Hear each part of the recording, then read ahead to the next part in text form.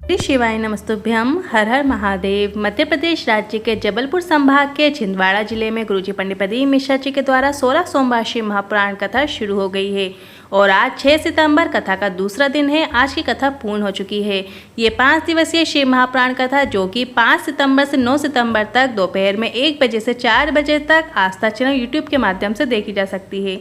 आज की कथा बहुत ही अधिक रोचक जानकारियों से भरपूर थी, जिसमें गुरुजी ने बहुत अधिक रोचक पत्र पढ़े। 16 सोमवार के व्रत कौन से पावन महीने से शुरू किया जाते हैं, किस सोमवार से व्रत रखे जाते हैं, उसकी गुरुजी ने आज की कथा में जानकारी दी है। आज की कथा में गुरुजी ने 17 उपाय, पत्र और उपयोगी जानकारियां दी हैं। सभी की जानकारी आपको इसी वीडियो के माध्यम से देंगे।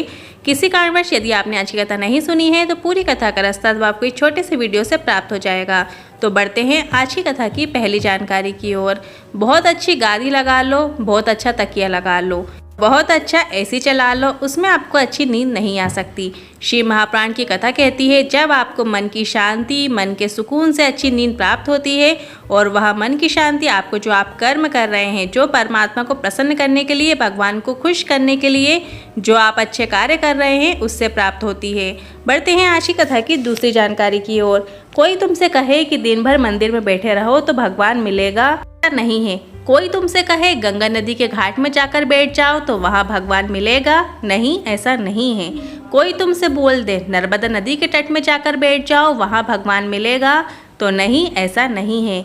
कोई तुमसे बोल दे तब साधना में जाकर बैठ जाओ, वहाँ तुम्हें भगवान मिलेगा, तो ऐसा भी नहीं है। शिव महापुराण की कथा कहती है तुम्हारे मोहल्ले में, तुम्हारे नगर में, तुम्हारे गांव में, तुम्हारे परिवार में, तुम्हारे कुटुंब में जो दुखी है, परेशान है, और अगर तुम उसके पास जाकर बैठे हो और उसके चेहरे पे तुमने स्माइल ला दी, उसके चेहरे पे तुमने प्रसन्नता ला दी, तो तुम्हें घर बैठे परमात्मा की प्राप्ति हो जाती है। बढ़ते हैं आज की कथा की तीसरी जानकारी की ओर। भानुमति श्रीवास्तव जी ने पत्र के माध्यम से एक प्रश्न पूछा, अगर हम कोई व्रत करें, 16 सोमवार, पशुपतिनाथ, या फिर मंदिर जाएं या फिर मंदिर से आएं, तो दिन भर में हमें कितनी बार नहाना चाहिए? तो इस पर गुरुजी ने कहा, शिव महापुराण की कथा कहती है नहा लेने से परमात्मा की प्राप्ति नहीं होती, बल्कि परमात्मा की प्राप्ति हमें लोभ, काम, क्रोध, आसक्ति, तृष्णा, इनका त्याग करने से परमात्मा की प्राप्ति होती है। इसके बाद गुरुजी ने कहा, हमने पहले भी कहा है कि कपड़ा बदलने से भगवान की प्राप्ति नहीं होती। आप अपना कलेजा बदलोगे तब आपको भगवान की प्राप्ति होती है, भगवत प्राप्ति होती है। बढ़ते हैं आज की कथा की चौथी जानकारी की ओर।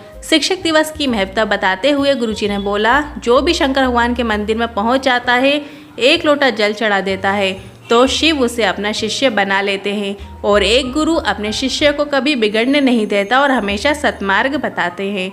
बढ़ते हैं आज की कथा की 5वीं जानकारी की ओर।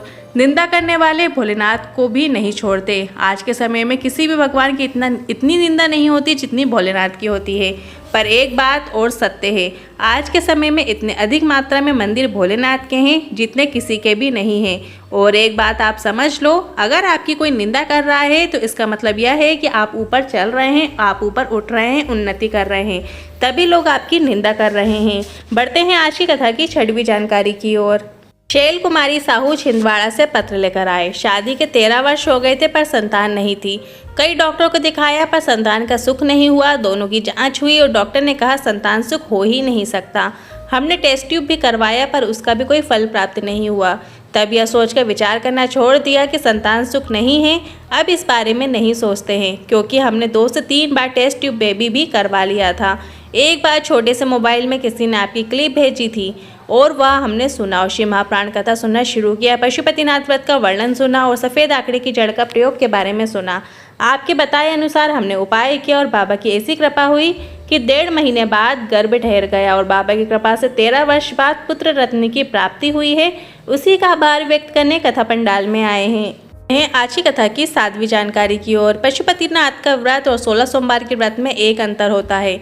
पशुपतिनाथ व्रत में जब आपका 5वां सोमवार होता है तब उसी दिन नारियल और दक्षिणा अर्पित करके व्रत को पूर्ण किया जाता है। पर 16 सोमवार व्रत में आपको 16 सोमवार पूर्ण व्रत रखे जाते हैं। उसके बाद जब 17वां सोमवार आता है तब आपको उद्यापन करना होता है। बढ़ते हैं आज की कथा की 8वीं जानकारी की ओर। गुरुजी ने कहा, कई बार ऐसे भी पत्र आते हैं जिसमें लिखा होता है कि हम 1 महीना मंदिर गए, 2 महीना मंदिर गए, 3 महीना मंदिर गए या 6 महीना मंदिर गए, पर भगवान हमारी नहीं सुनते, इसलिए हमने मंदिर जाना बंद कर दिया है। इस पर गुरुजी ने कहा, आपको ऐसा बिल्कुल नहीं करना है। वह आपको देखता है, परखता है, आजमाता है, और अगर आप खरे उतरते हैं तो भोलेनाथ की कृपा आप पर निश्चित होती है। उसका द्वार कभी मत छोड़िए। बढ़ते हैं आज की कथा की 9वीं जानकारी की ओर। एक महिला परासिया छिंदवाड़ा से पत्र लेकर आई, जिसमें उन्होंने लिखा, बाबा पर चढ़ाए गए एक बेलपत्र और 1 लोटे जल का क्या वर्णन करूं। 2017 में मेरे चेस्ट में गठान हो गई थी। डॉक्टर ने कहा इसका ऑपरेशन होगा, जांच होगी। कुछ कह नहीं सकते। ऑपरेशन हुआ और डॉक्टर ने कहा अगर इस ऑपरेशन वाली जगह के बाद वापस इसी जगह पर गठान हो जाती है तो समझ लेना रोग बढ़ा है। 2020 में वापस गठान हो गई, फिर उसका ऑपरेशन करवाया। डॉक्टर ने कहा लग रहा है रोग बढ़ा है। इसके बाद 2021 में वापस गठान हो गई। अब हम समझ गए कि ऑपरेशन होगा, फिर गठान हो जाएगी। अब शरीर बार बार ऑपरेशन का लायक भी नहीं है। हमने कहा डॉक्टर साहब आप दवाई दे दीजिए।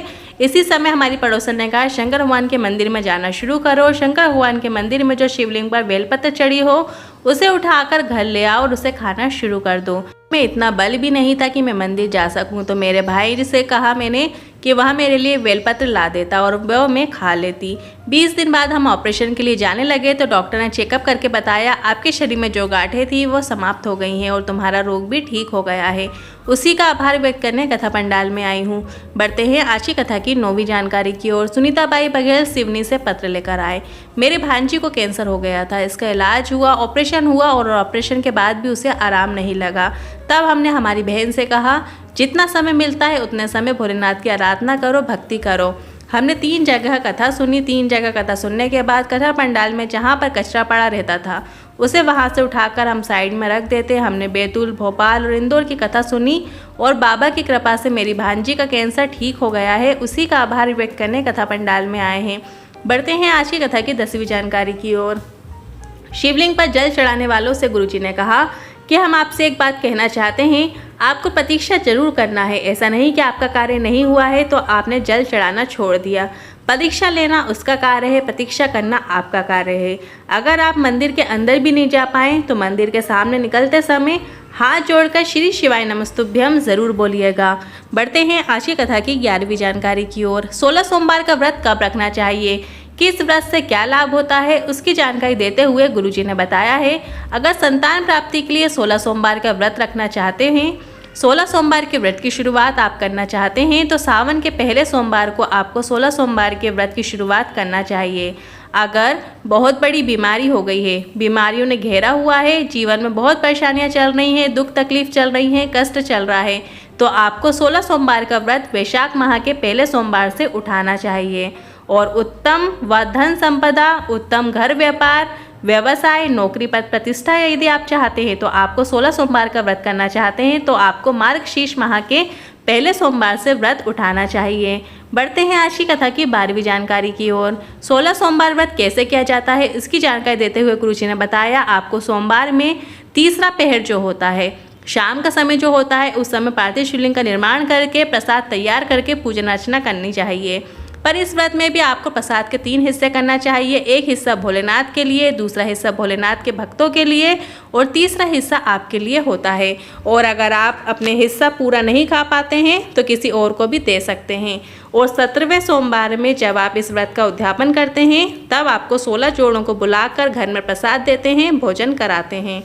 आज की कथा की 13वीं जानकारी की ओर। गुरुजी ने कहा हम सभी से कहना चाहते हैं जो माताएं पशुपतिनाथ व्रत करके चली जाती हैं उनका जो प्रसाद रखा रहता है, जो भोलेनाथ के 2 भाग रखे रहते हैं, ऐसे कई भाग एकत्रित हो जाते हैं, तो ऐसी महिलाएं जिनके व्रत नहीं होते हैं वह उन सभी को एक पात्र में इकट्ठा करके उसे कॉलोनी में या फिर आसपास के जो शिव भक्त हैं, बच्चे हैं, बड़े हैं, उनको वितरण कर देना चाहिए।